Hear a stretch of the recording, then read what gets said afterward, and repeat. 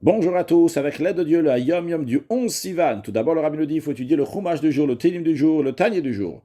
Puis le Rabbi nous ramène l'extrait d'une lettre du Rabbi précédent dans lequel il souligne sur l'importance de fixer des moments pour étudier la Chassidoute tous les jours, de méditer sur le sujet de la Chassidoute.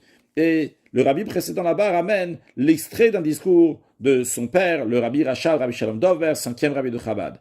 Il dit comme ça: dans le service de Dieu basé sur la Chassidoute, on retrouve tous les niveaux qui existent. Et parmi tous ces niveaux-là, donc du plus haut jusqu'au plus bas, il y a aussi le niveau de mort. Le niveau de mort, ce que représente un mort, il n'y a pas besoin d'explication. Mais grâce à Dieu, ça existe aussi la résurrection des morts dans la dimension spirituelle. Un mort, c'est froid. De quoi s'agit-il chez nous? La partie qui est morte, qui est froide?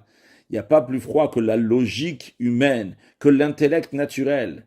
Mais on peut aussi faire la résurrection des morts. La résurrection, mettre de la chaleur dans cette logique, mettre de la chaleur dans cet intellect. C'est lorsque cette intelligence, elle perçoit un concept divin, de la éloquoute, qui est de la chaleur, lorsque les sentiments s'enthousiasment et s'enflamment en concevant ce plaisir intellectuel. Parce qu'en effet, dans le sechel, dans l'intellect, il y a aussi les midot qui sont dans le sechel, donc la partie donc, qui est sentimentale.